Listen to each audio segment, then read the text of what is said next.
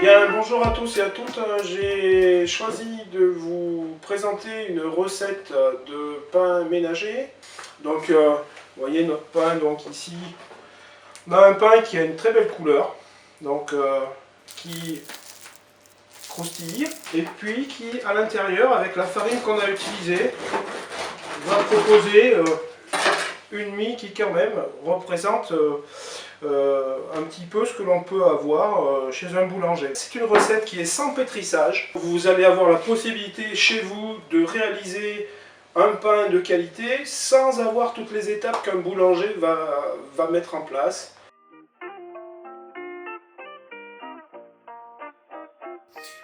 Pour réaliser notre recette, nous avons besoin d'un tapis de travail, d'une balance, d'un verre doseur, d'une casserole, d'un coup de pâte,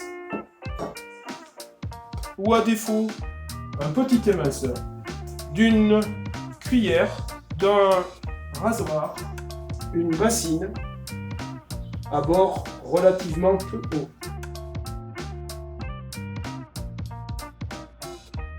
J'ai donc besoin de 1,4 kg de farine disposée dans ma bassine, 94 centilitres d'eau à 23 degrés, 19 g de sel fin, 19 centilitres de lait à 26 degrés,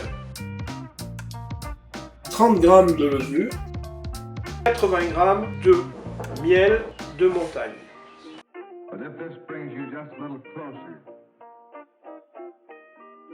Aujourd'hui, j'ai choisi de travailler avec la farine qu'on a à l'école. C'est une farine qui est du moulin d'Aurousse, c'est une farine qui est de la Haute-Loire. Et on voit ici que c'est une farine de type T55. Ça veut dire simplement que la farine est un peu plus fine. Si vous n'avez pas de T55, eh bien tout simplement, vous allez prendre de la farine T45. La T45, c'est la farine que vous allez pouvoir trouver n'importe où en supermarché. Il vous faut un miel relativement neutre, qui n'ait pas des caractéristiques très prononcées du type miel de châtaigne ou miel de sarrasin.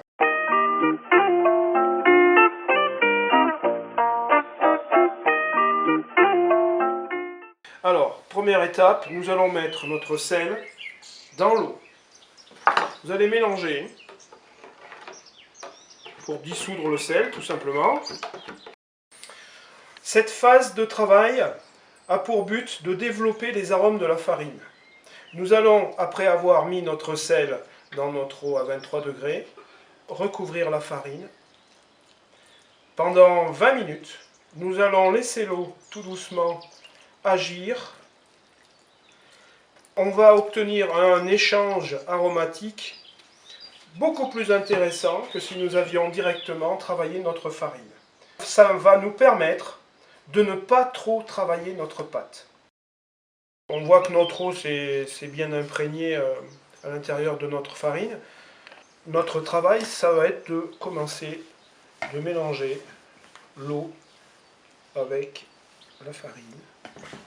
Et on ne va pas spécialement, je dirais, meurtrir notre pâte. On ne veut pas développer une trop grande élasticité. Il faut que cette pâte à pain, elle soit en fait très fragile. Elle va être relativement molle. Et elle va vous permettre d'obtenir des pains qui vont être assez intéressants au niveau de la texture, vous allez voir. Il me manque donc à ajouter maintenant la partie levure et la partie miel et la partie lait.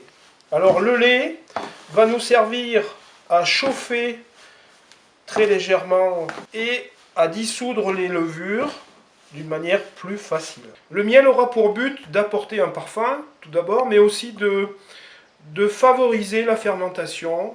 C'est-à-dire, comme on est sur un pain qui a une fabrication qui est relativement courte, on a besoin que notre pain lève très facilement. C'est pourquoi on va justement ajouter un tout petit peu de miel. Ça va apporter du sucre qui va réveiller nos levures. Donc ensuite, notre lait est à 26 degrés. Vous faites très attention de ne pas monter au-dessus. Ça va nous permettre de dissoudre très facilement notre miel. Alors 80 g de miel. Ensuite, je vais mettre mes 30 g de levure et je vais tout simplement les dissoudre dans mon lait et dans le miel. On a pris soin de bien dissoudre l'ensemble des levures et maintenant nous allons finir de les incorporer dans notre préparation. La température de 26 degrés est un milieu idéal pour favoriser le développement des levures. Faites très attention de ne pas monter beaucoup plus haut. On peut aller jusqu'à 30 degrés, mais il faut respecter la température que je vous ai donnée tout simplement parce que votre pâton, ensuite, la pâte à pain que vous allez réaliser, ne doit pas être trop chaude non plus, sinon on n'obtient pas forcément un bon résultat. Donc voilà notre pâte, vous voyez, je ne l'ai pas pétrie. Je ne l'ai pas pétrie, elle est relativement élastique. Votre farine a été très bien agglutinée, bien mélangée. On va le laisser reposer maintenant 1h30. On mettra donc un linge sur le dessus pour tenir le taux d'humidité. Par contre, attention, je vais étaler ma pâte le mieux possible pour qu'elle soit à peu près bien répartie. Dans 1h30, elle aura certainement atteint le dessus du rebord du récipient. Donc si vous mettez un linge humide, tendez-le bien et ne le mettez pas trop près de la bordure de votre récipient. On obtient un pain qui a parfaitement bien levé. Alors là, on a une pâte extrêmement légère, très légère, presque comme une pâte à croissant. Et la deuxième étape, ça va être de la mettre en forme et de la border. Avant de travailler ma pâte, j'ai allumé mon four entre 240 et 250 degrés. Le but étant d'avoir une pâte qui, lorsqu'on la rentre dans le four, puisse être saisie. Alors là, ici, j'ai mon coupe-pâte. Vous voyez qu'il trempe un peu dans l'eau. C'est fait exprès pour éviter justement que la pâte colle. Je vais tomber la pâte. Quand la pâte est à ce stade-là, on va essayer d'aller assez vite. Il faut que notre pâte elle puisse continuer de gonfler dans notre four et qu'elle se développe encore un tout petit peu. Donc vous voyez qu'elle est extrêmement souple. Je vais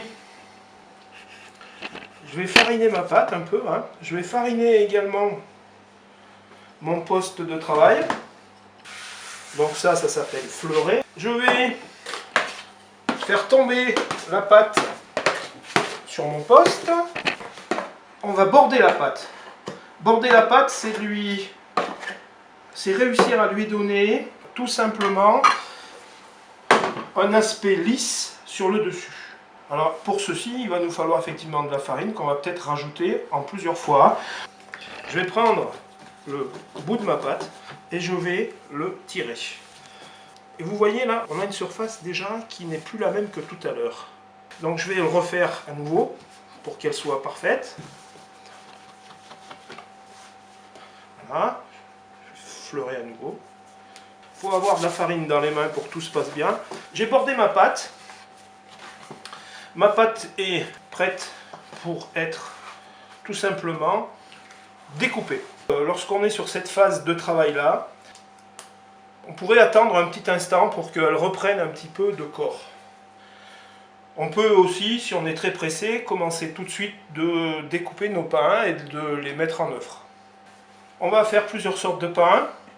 On va faire un pain rond, une sorte de grosse baguette, et puis on essaiera de faire une sorte de pain qui peut ressembler à un carré. Alors maintenant, on va découper notre baguette. Alors si vous n'avez pas de coupe-pâte, prenez votre éminceur. Là ici on a notre baguette. Ici on va faire un pain rond. Pour le pain rond, on va le bouler un peu. Voilà, vous devez avoir un pain qui est assez souple. On va le travailler un peu comme ça. Et quand on l'a devant nous, face à soi, vous allez prendre un côté et vous rabattez à chaque fois au centre. Voilà, vous rabattez chaque fois au centre et vous allez obtenir une petite boule de pain parfaitement lisse. Ça ici, ça va être notre pain carré. Et pour la partie baguette, on va essayer de le rouler, le pain. Alors, c'est pas toujours très évident. On le roule un peu. On va le rabattre. Et au milieu, ici, là, voilà, je vais faire une ligne avec mes doigts. Cette ligne, elle va me permettre de, à nouveau, rabattre mon pain. Quand on est là, on n'a pas terminé. Il va falloir, à l'aide d'un pinceau, humidifier complètement la croûte du pain. C'est important. Ça va permettre à votre pain de dorer. On a le droit de choisir un petit peu le parfum qu'on peut apporter à la surface de son pain. Moi là, je vais y mettre des graines de sésame. Je vais également saupoudrer des graines de pavot. Je vais prendre mon lèche frite. Donc c'est une plaque entière. Hein. Cette plaque entière, je vais la mettre à la moitié de mon four. Donc voilà, mon pain il va aller dessous, 2 étages dessous. Je rentre ma plaque. Ça va nous permettre de conserver l'humidité, ça fait barrière un petit peu. Je ferme mon four, je suis à 260 degrés, je vais attendre 5 ou 6 minutes. Et dans 6 minutes, je vais me munir d'un plat en fer. Et à l'intérieur, je vais mettre de l'eau bouillante, l'équivalent d'un verre d'eau. Notre pain est parti en cuisson pour une cuisson qui va durer 45 à 50 minutes. Ça va dépendre de vos fours. Et je vais mettre ce plat dans le fond de mon four. On va avoir une évaporation d'eau. Voilà, il n'y a plus qu'à attendre. Cette recette est relativement simple à réaliser. Elle vous permet de rivaliser avec des pains qu'on trouve en boulangerie très facilement. À bientôt!